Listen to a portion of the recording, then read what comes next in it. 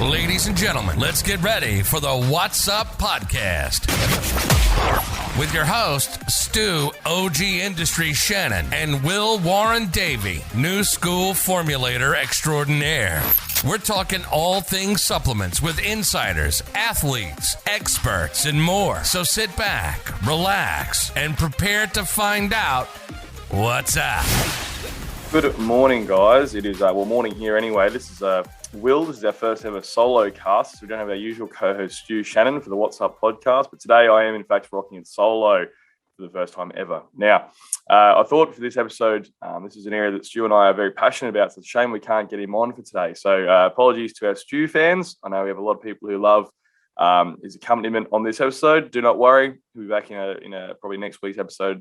But this one today, we thought we'd jump on. And I really wanted to cover some areas that I suppose we haven't had a chance to previously, despite having a big area of passion. Both Stu and I are really, really interested in, I suppose, helping people holistically and looking at how we can help them, I suppose, with more long-term sustainable results and I guess also helping them identify handbrakes. So what today's episode is all about is looking at the common handbrakes I see hormonally with people's, sort of progress. Now, I guess what I'll cover off is some of the fundamentals. So I suppose what we should expect to see, how it should function, and then more commonly what I see how it doesn't function. So I guess I'll cover both ends of the spectrum, how things, how things should function, how they end up functioning in our current society due to our crazy modern lifestyles we lead. And then we'll go through afterwards and sort of unpack, I suppose, how to hack this with both SUPs, lifestyle changes. So hopefully this is a really valuable episode. I did a seminar last night, literally got home last night quite late after this seminar, but had a really, really great one talking about this. And I'm trying to really spread the word on the impacts of cortisol, on the impacts of stress, on our body composition, on our long-term health, on our, I suppose, all-round well-being, fitness, well-being.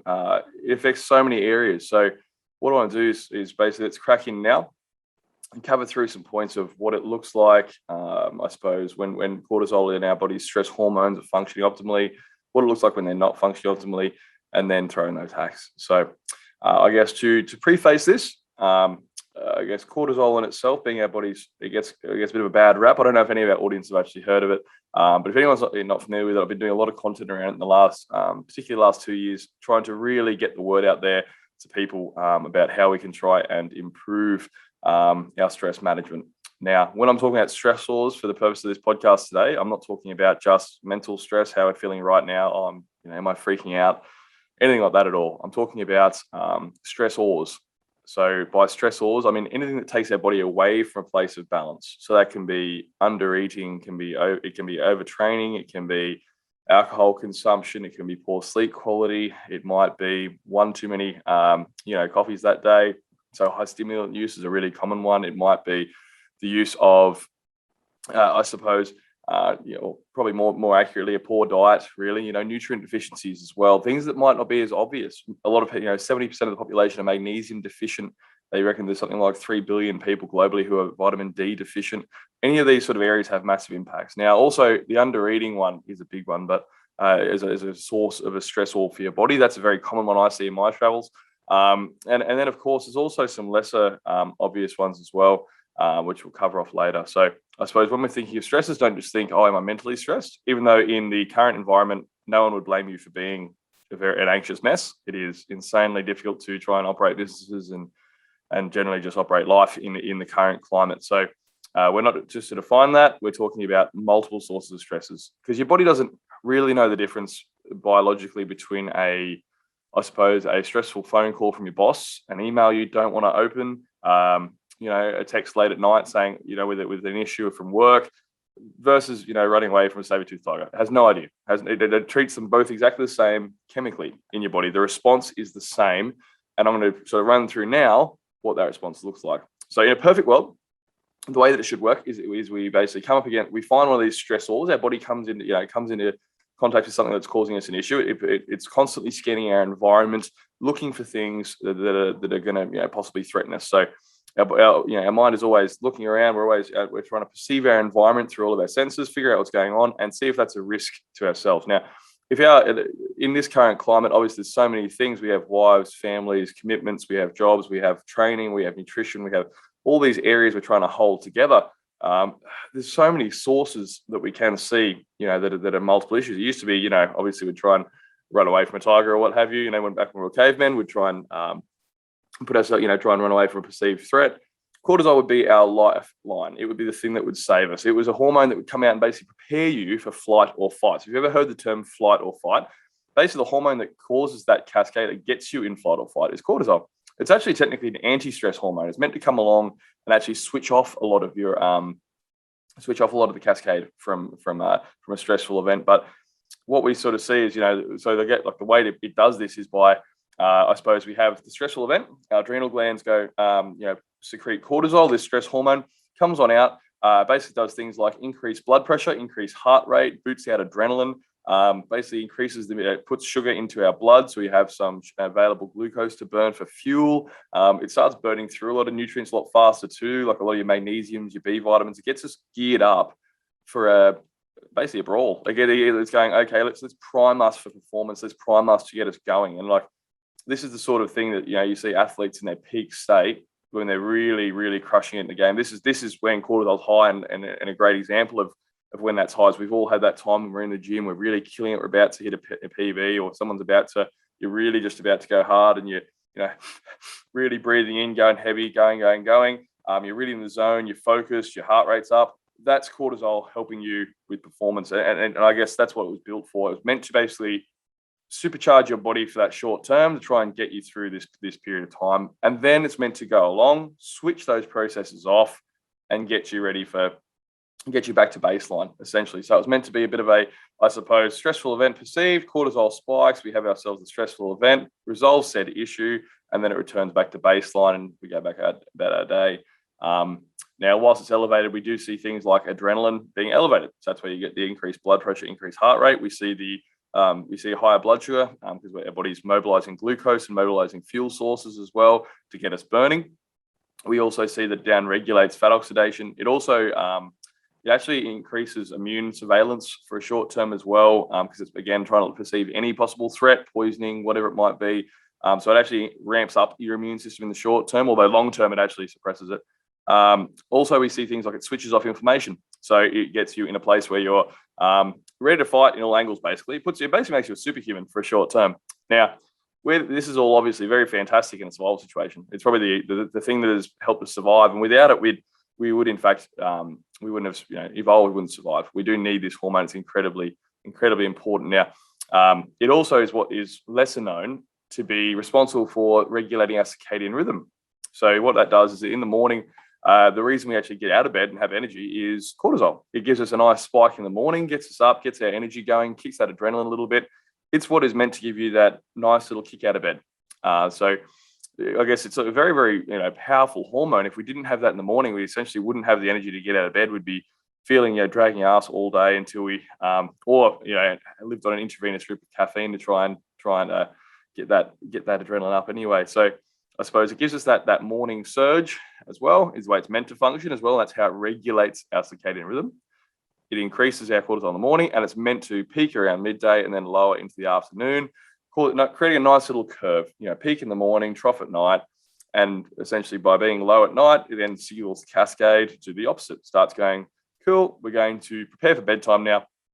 We're going to, start converting serotonin to melatonin, start promoting Gaba as the dominant neurotransmitter, and switch off some of the adrenaline, the noradrenaline, and get us into a place where we want to sleep. So I suppose it's really, really impactful at this point, understanding it's a survival hormone. It helps us get through stressful situations. It primes your body to be ready for flight or fight, gets you jacked, gets you ready for performance, gets you ready to get stuff done to solve the problem at hand. And it is also so impactful that it also regulates our wake and sleep cycles, our circadian rhythm.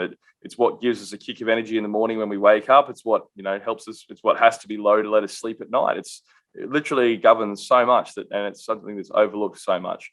So, today I wanted to really stress that it's a super necessary hormone. We need it or we wouldn't survive. We literally couldn't function if we don't have cortisol. we would literally die within a week. It's a really, really powerful hormone. And I guess that's where we run into issues, because this hormone being so powerful and being so important for so many functions, it has the adrenal glands, which are, we said at the start, of what secrete cortisol. By secreting this cortisol, it has a far-reaching effect. This hormone, because it primes us for survival and is meant to be a survival hormone, our body treats it as a priority. It's the trump card, biologically speaking, for a lot of other hormones. It can override testosterone. It can override growth hormone output. It completely shifts gears, biologically speaking, in our body. It's a remarkably powerful hormone, and it has a powerful effect on metabolism. It has a powerful effect on testosterone, on estrogen, on growth hormone, on cellular repair, on oxidative stress.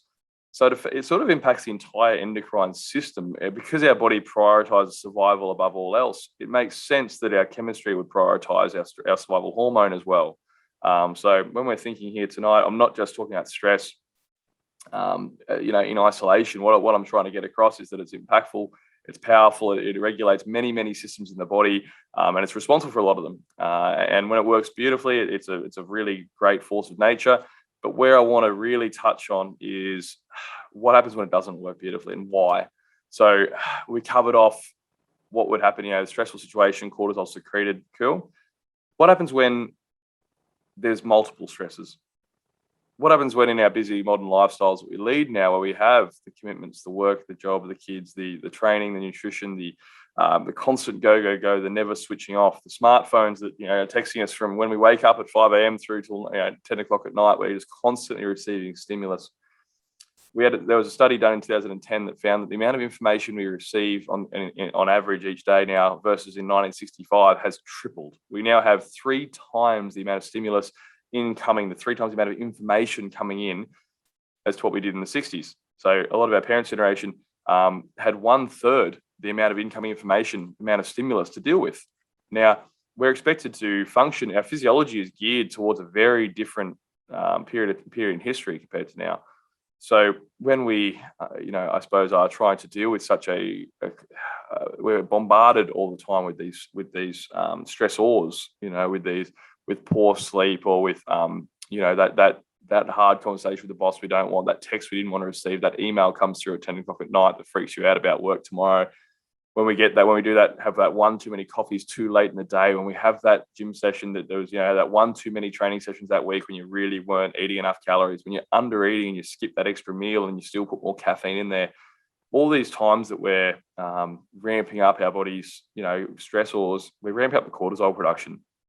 And instead of it being a peak and trough scenario where we have this peak in cortisol, deal with the situation, back to baseline, back to rest and digest, back to what we call a parasympathetic state. So I suppose the other end of the pendulum swing, away from this flight or fight, rest and digest. Well, if you're always got this bombardments, you're going to be living more and more in this flight and fight and less in rest and digest. So I suppose the 2 more scientific terms for those are the sympathetic state or the parasympathetic state.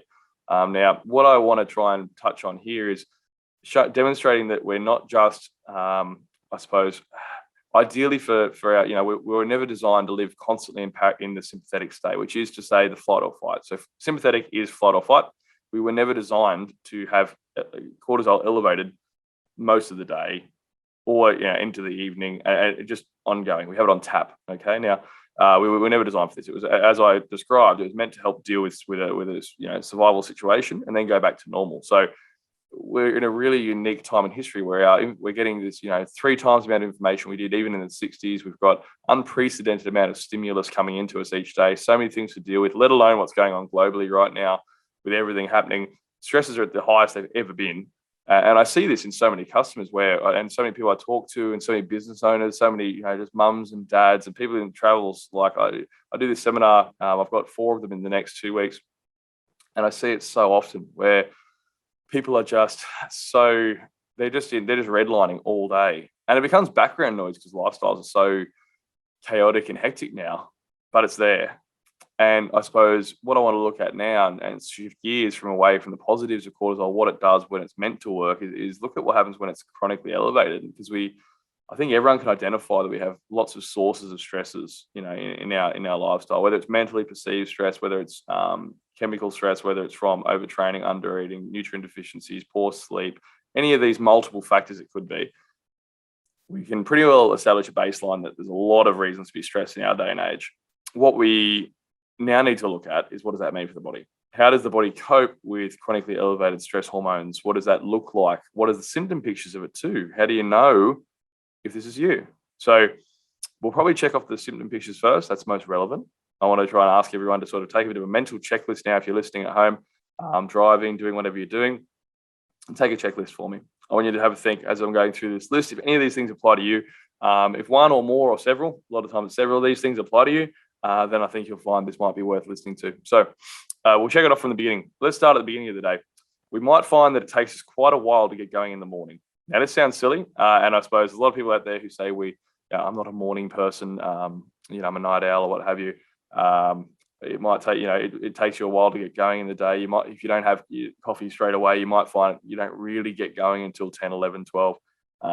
You're really foggy headed. You might find in the first half of the day that you've got very poor short-term memory too. You might find you're a goldfish. You put your keys down, you forget where you put them. You're writing a text, you look away, you look back and you forget who you're texting. You're in your inbox and at work, and you look around and you look back and you forget what you were writing. You've got a million tabs open on your phone or on your work computer, and you're not actually finishing any of it. You're multitasking furiously, but you're actually not finishing any one thing. These are all very common things that we see, particularly in the first half of the day, where I guess cortisol is meant to be high in the morning. And funnily enough, when there's some dysfunction, that's where we first start seeing issues. Is how are you waking up for the day? Are you fresh? Are you peppy? Are you do you feel like you've had a sleep? Do you wake up feeling like you've slept? So if you wake up and you feel like you haven't slept, you wake up and you're still dog tired, you're still dragging ass, you're hitting snooze. When you are eventually out of bed and going about your morning, you have to reach for coffee, you have to have caffeine, or you just don't function, right? If after, I suppose, throughout the morning, if you're finding that poor concentration, that foggy headedness, that lack of concentration, the poor short-term memory, all these things start happening throughout the day. Now, there's also usually a corresponding energy dump around about 2, 3 p.m. We have this massive slump in energy where you feel like you just could literally fall asleep on the spot. Talk of inconsistent energy as well, that's common as well. We have peaks and troughs in energy because this cortisol spiking and peaking and troughing throughout the day. So you have moments where you're running really red hot and you're very reactive and you're very go, and you're very, I suppose, you're basically just running on adrenaline, literally. And then you have periods where if you sit down, you can literally fall asleep. If you sit down long enough, your head's racing, but your body's physically exhausted. We call that the tired but wired state. So if your body is, if you sit down and you're just physically exhausted, but your head just doesn't stop, that's tired but wired. That's telling you that your body is fried, but your cortisol is so high, there's still adrenaline going and your mind won't switch off. So that's the other common one, your mind not switching off. Now, we have a lot of things to mask that now, so it's hard for customers to identify this a lot of the time when I'm talking to them. But what you'll find is that because we have so many things now to distract us and to constantly engage our mind, if we're not having a conversation with someone, we're scrolling. If we're not scrolling, we're watching a YouTube video. If we're not watching a video, we're sitting at home watching TV. If we're not watching TV, we're driving, talking, texting, calling. We never have switch off time. So I suppose it's very, very easy for us to not really focus on the amount of background noise. But if you sit still for 5 minutes and just listen and just observe, you'll find that a common symptom of high cortisol is having just a racing mind. You cannot calm it down. And it won't, and this is particularly present in the second half of the day. So we'll cover into the evening part now. We've done the morning. In the evening, what to look for if you have high cortisol is you might actually find that you're pretty exhausted when you get home from work, but you then start picking up through the afternoon. So you're sort of unusually drained in the morning, you wake up flogged, and then in the afternoon, you're actually waking up, starting to pick up a bit. You're laying around at home watching TV, and you find you're actually starting to feel pretty good. You find you get a bit of second wind sort of thing, and you're actually picking up instead of winding down. You might also find that when you do eventually try and sleep, your head hits the pillow, and then your mind just keeps on racing. It just goes and goes and goes, and it takes you ages to switch off. A lot of people, that's a big thing I hear. They lay there at night and their head is just tick, tick, tick. They're thinking about the day they've just had. They're thinking about what's coming tomorrow, what they forgot to do.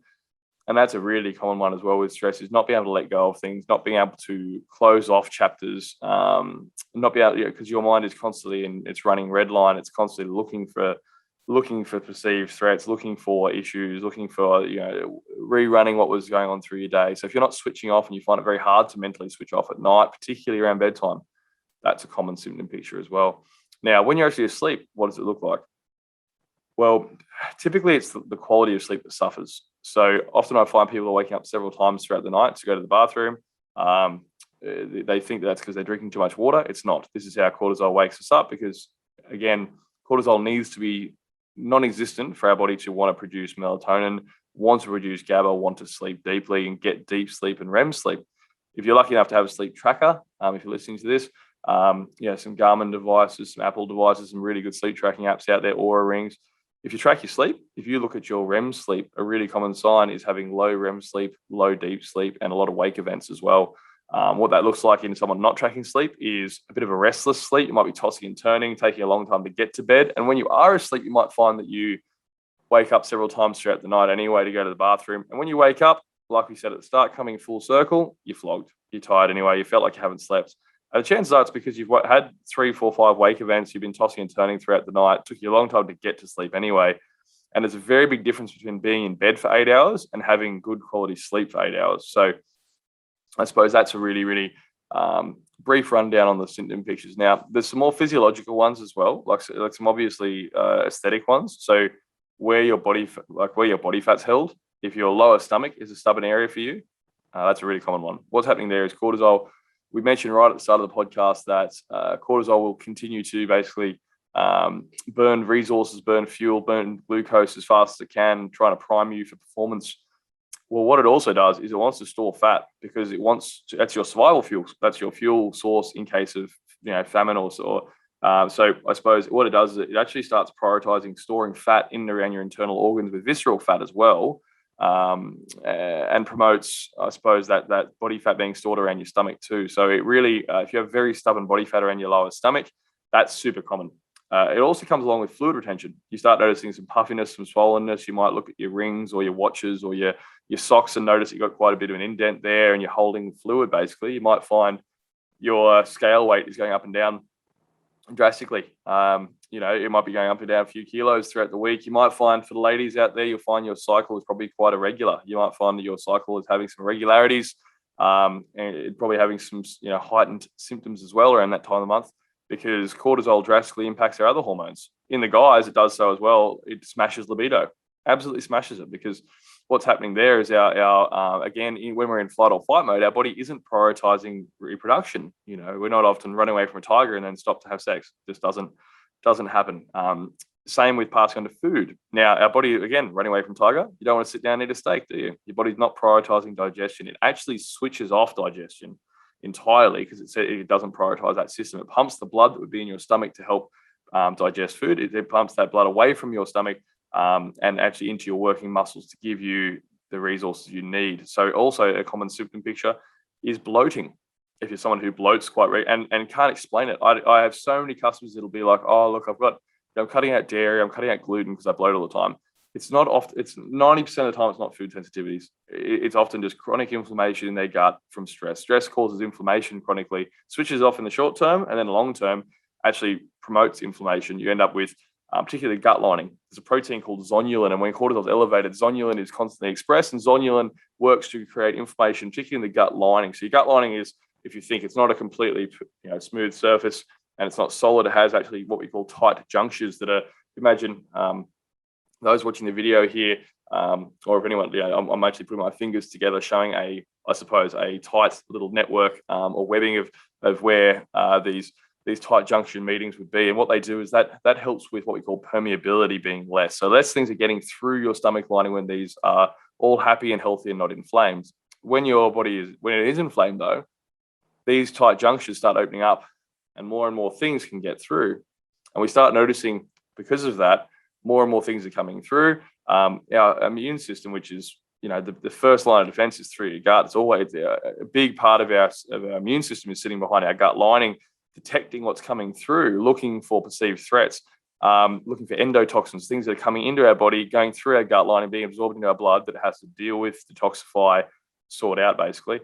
Well, if we have more and more things going through our gut lining, there's more and more immune surveillance that has to happen. And this is where the link is between chronic stress and leaky gut, IBS, autoimmune diseases as well. Huge correlation between autoimmunity and stress being chronically elevated. So these areas, super common to look for. So if you're having digestive issues, bloating, feeling heavy after meals, slow transit times, finding you have leaky gut, IBS, digestive, food sensitivities to things that just weren't an issue before, symptoms.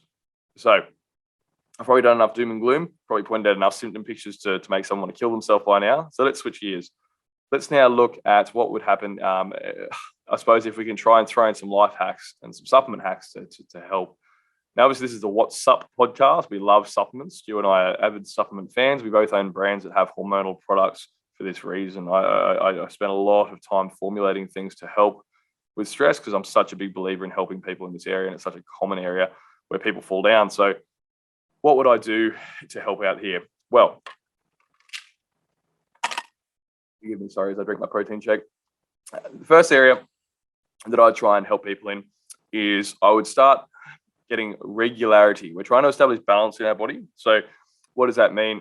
I want to look for a regular wake time and a regular sleep time. That's best case scenario. That will establish, I suppose, help regulate that circadian rhythm, which cortisol regulates. So regular wake and sleep times. Now, we also want to try and get regular amounts of sleep, ideally. And look, they say 6 to 8 hours. I really don't. The amount of data I'm seeing on 6 hours and below it's terrible for longevity. I know we're in an era now where it's all about the hustle and all about, grind it till you make it and work as hard as you can, as long as you can.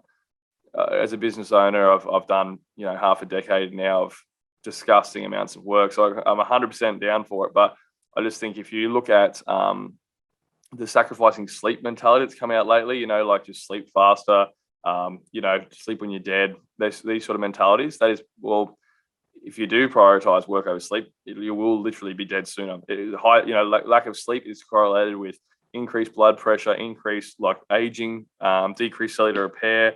It's such a massive area to cover.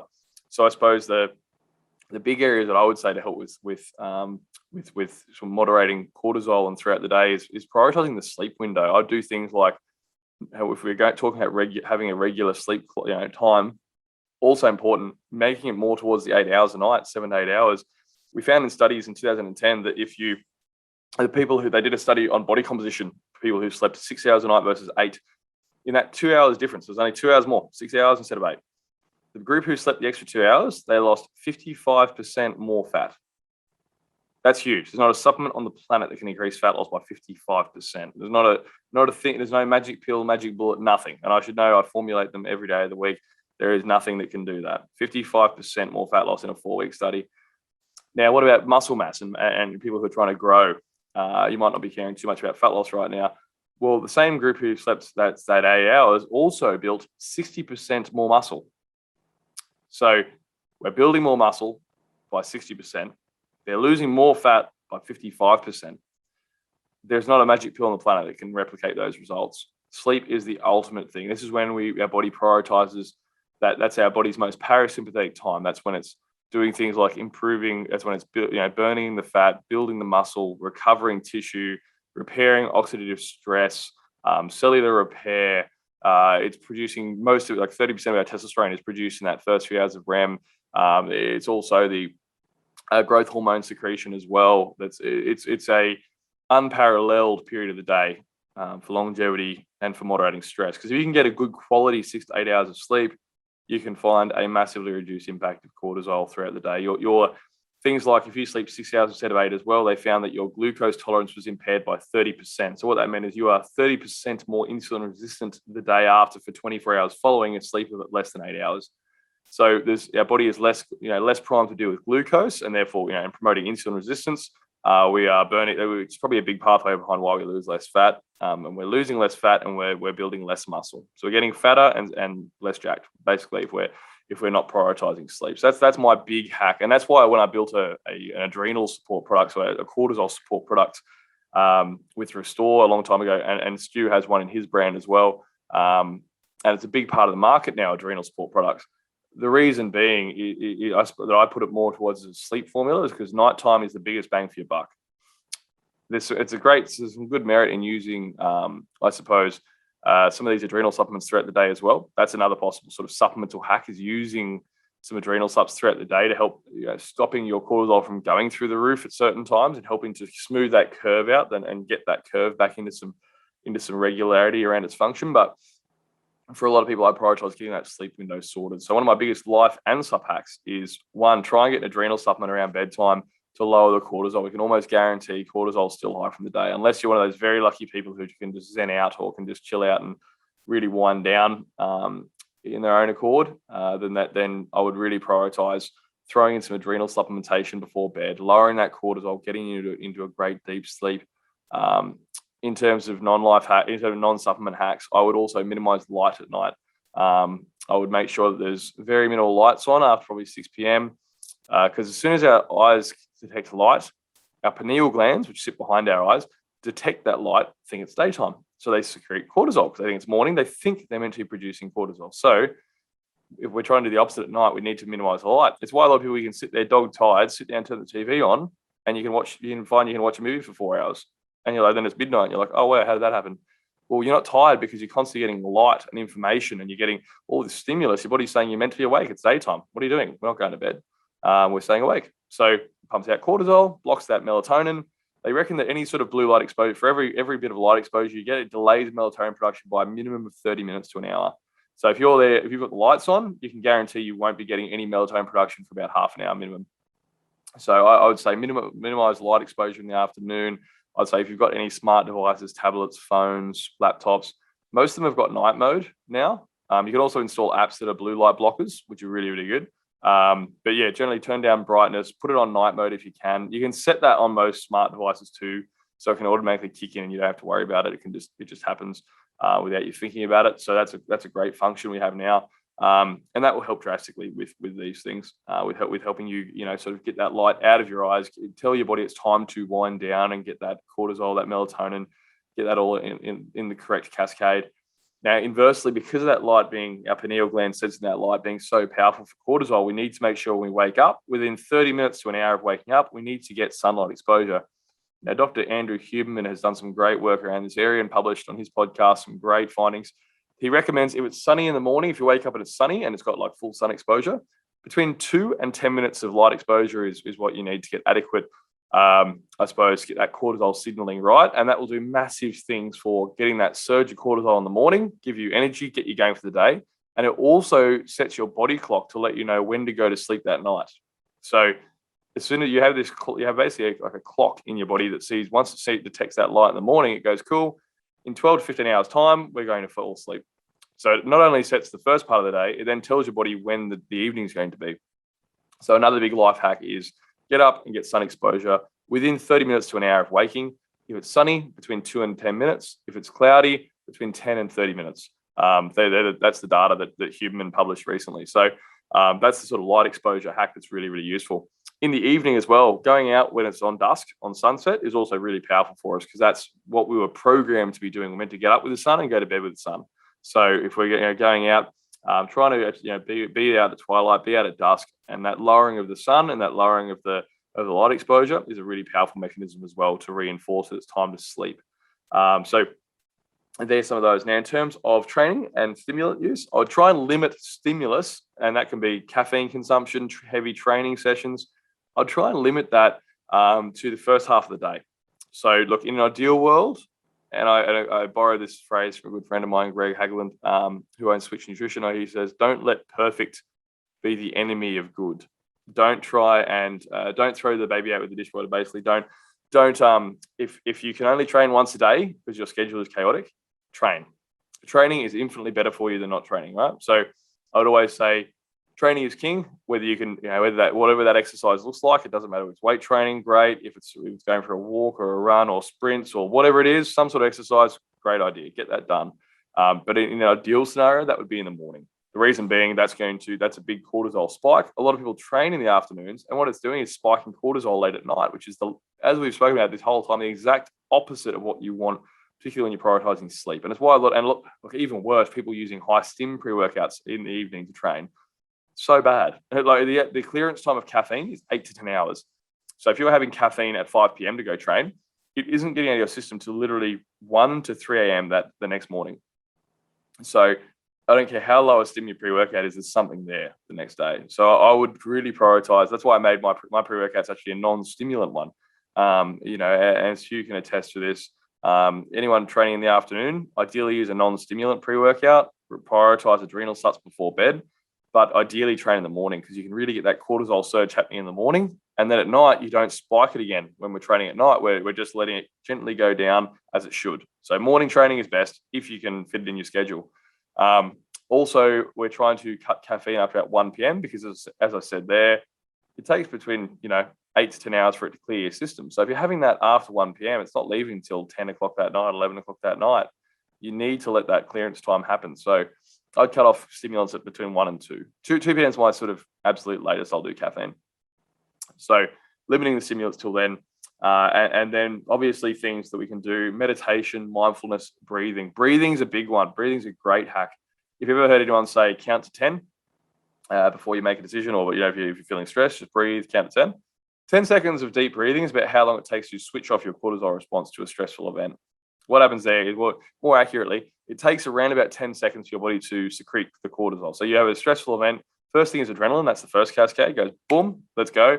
Our brain ramps up first, and then your adrenals go, okay, do we still have a risk? Yes, put out cortisol. No, don't.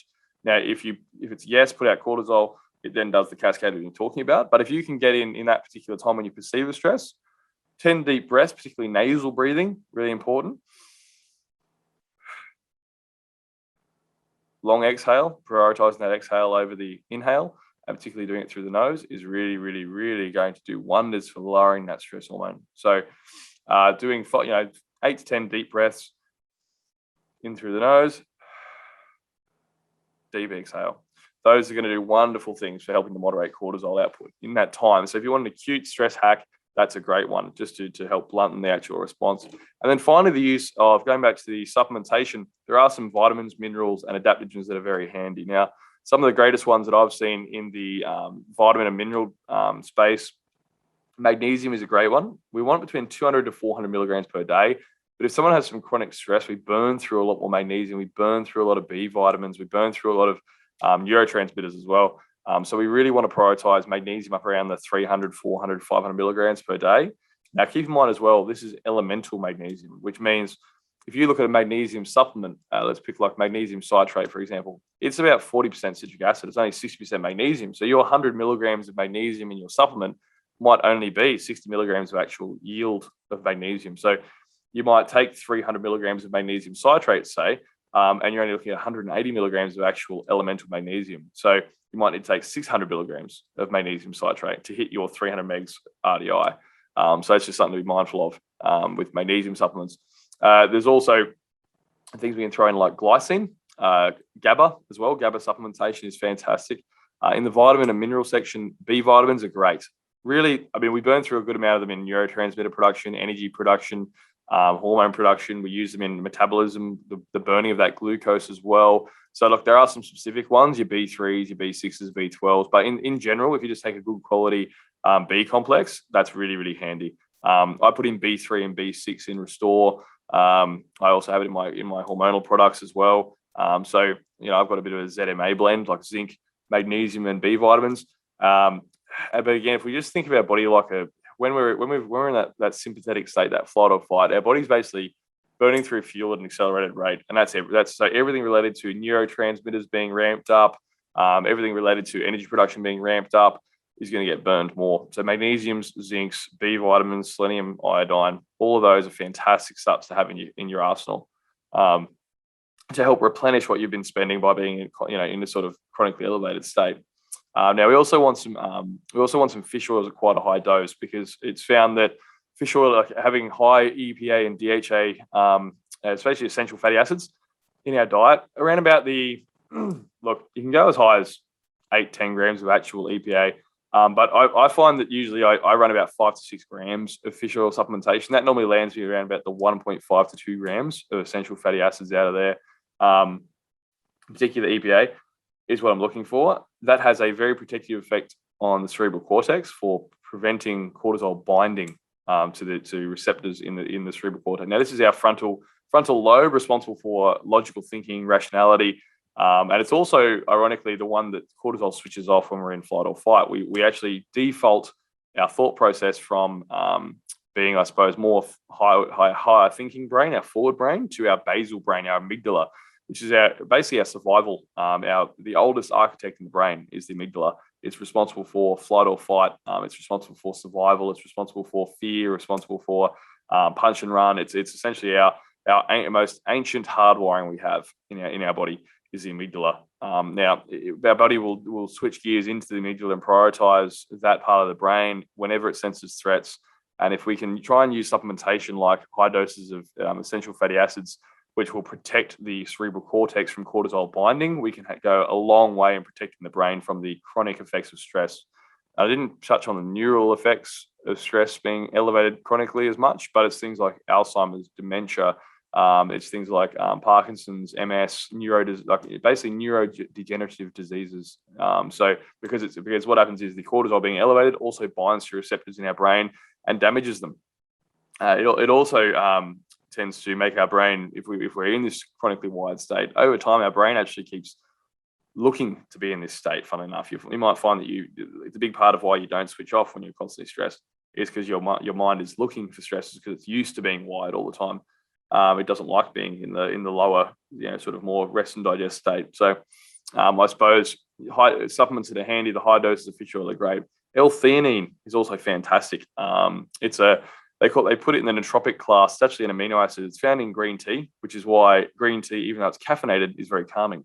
It's actually got similar caffeine to black tea, but if you have a cup of green tea, it feels completely different. And the reason is a cup of green tea has between 25 and 60 milligrams of L-theanine. And L-theanine is a phenomenally powerful amino acid for, again, stopping cortisol binding to that front lobe of the brain, helping us remain, I suppose, cognitively calm despite high stress environments. So it's a really good supplement to use as well. So we've got the magnesiums, the zincs, the B vitamins. Some Gaba supplementation is also really good as well, particularly in the evening, because when we're chronically stressed, our Gaba gets depleted. Our Gaba is often, lower. Our Gaba activity is lower. And Gaba is a nice neurotransmitter that's really important for helping us switch off, feel calm, feel rested, feeling at ease. It's a really, really nice neurotransmitter. So I suppose there's some of the supplement hacks. Now, in terms of the adaptogens, now there's a lot of them, and I suppose the most popular one is ashwagandha. Ashwagandha has been used in a huge range of traditional medicines. What it does is it'll help in a lot of ways. It has some lesser known effects. It has a protective effect on testosterone. It actually increases testosterone, improves thyroid function. So it works on your metabolism and on your testosterone as well. But ashwagandha has probably got the best data for demonstrating how powerfully effective cortisol is on the other hormones. So there's a very famous study on ashwagandha which showed that 300 milligrams of ashwagandha used twice a day lowered cortisol by 32%, which is a monster amount. If you can lower a hormone by 30%, by a third, that's huge. That's a massive impact, right? And you're doing it naturally without a pharmaceutical is a godsend. All right. So ashwagandha is a really, really great herb. It also promotes some GABA activity in and of itself, which is wicked. Now, on that study where everyone focused on lowering cortisol by 32%, the other side of that pendulum was it also increased testosterone by 15%. So we saw cortisol drop and testosterone increase. Now, this is because our adrenal glands also are responsible for some androgen production in both men and women. So when we take the priority from the adrenals off producing cortisol and shift it back to producing androgens, it can have a very strong protective effect. Also, high circulating cortisol will lead to low circulating testosterone. When we're stressed, our test drops. Very, very common. So I see that with guys as well with they have no libido at all. They're finding that it's very hard to recover from gym. It's muscle wasting. They're losing fat. Their testosterone's low. I see guys in their 20s with a testosterone of a 60-year-old, and that's literally the statistics now. They found that the average 65-year-old man in the 30s has the same testosterone as a man in his prime now. So a guy in his 20s right now has the testosterone of a 60-year-old man back in the 1930s. That was recent findings. And I think stress is a big part of what that is. Stress and some nutrient deficiencies are a big part of why that's prevalent now. So I would say that looking at lowering stresses has massive impacts on your other hormones too. So ashwagandha is a great one. I recommend about 300 milligrams for Daily dosage, if you want to use it throughout the day. If you want it for a sleep supplement, I use about 600 milligrams in Restore. I use a higher dose for sleep to really acutely drop that, because adaptogens will increase cortisol at times, or it will lower them at other times where you need to be. If your cortisol is low, it will raise it. If it's high, it'll lower it. At 300 milligrams, it can sometimes even raise it. Where at 600, almost always seems to work very potently to lower it, like acutely. So I use that for sleep, 300 throughout the day, for 150 to 300 throughout the day for moderation and of cortisol. And then at night, 600 for sleep. There's also some other great ones like Relora. Relora is a beautiful herb. Magnolia. There's some other ones as well, like using like Schizandra. Rhodiola is another beautiful botanical for lowering stress. Holy basil, lemon balm, curcumin as well, like turmeric extract is really, really good for it too. And a lot of your supplements that lower inflammation as well, like turmeric and curcumin and so on, is really good too for lowering cortisol, because inflammation is a source of cortisol. So those are some really, really great herbs to throw in there. Schizandra, rhodiola, Relora, lemon balm, holy basil, passion flower as well for the GABA. They're all great supplements to throw in. So I hope those are some giving you some value today, running through how this cortisol functions, how it works. We went through some life hacks there, how to help modulate your cortisol and get it back in the way it's meant to function. Then we went through some supplement hacks, how to do it, throwing in these adaptogenic herbs, throwing in these zincs, the magnesiums, the B vitamins, throwing in the essential fatty acids to protect the brains, the L-theanines to help protect the brain as well from stress. All really, really powerful things. The curcumin to dampen the inflammation, to help, again, eliminate some sources of stress. All these sort of things are things we can throw in our arsenal to help protect us from stress, because we're not going to eliminate it, especially not in our modern lifestyles. And stresses are a good thing, and they force change. A stress is what we impose on ourselves when we do training to try and elicit change. So if we're not stressing our body enough, it'll just never change. It'll just do the same thing. It has no reason to change unless we impose a stress upon it. So stresses can be great things, but also very, very necessary to help our bodies cope with them and bring them down at times. So I hope some of those sentence pieces were relevant today. I hope you got value from that. I hope you had a chance to maybe apply some of these life hacks, some of these supplement hacks to your lifestyle. And look, I hope this was something that you can draw some relevance on, particularly in the current times. And hopefully this is something that can, at the very least, get you guys being a bit more mindful about what might be going on inside your body whenever we're trying to deal with the chaotic lifestyles we all lead now. So look, without ado, I think we can hopefully try and get some more episodes banged out in the Wot Supp podcast, both Stu and I, in some other hormonal areas with testosterone, estrogen, thyroid function, these sort of areas, and really try and deliver value there as well. So I look forward to bringing out more content this year with this podcast. If you did enjoy this episode, all I ask is that you like us, tag us, share, whatever you can do to get the word out. It is a non-for-profit. Stu and I don't do this with any sponsorships. We don't make anything out of this at all. And we're both very busy men. So it's a huge undertaking to do this all, just off our own backs, because we really want to basically put out great content, great information, help spread the word about something we're passionate about. So all we ask, if you do like the content we're producing, like us, tag us, share us, whatever you do to spread, tell a friend. We'd really appreciate it. So until next episode, guys, thanks for listening. I know you're stuck with me today, just rambling at a screen. Hopefully this is stuff that was pretty relevant to you, though, and it's something you can take away and maybe even tell some other people in your life as well that are dear to you, that might help them. So we'll sign off here, guys. Again, thanks for listening to the Wot Supp podcast. Look forward to seeing you in future episodes. And again, as always, guys, thanks for making this possible. Thanks for listening. Thanks for supporting.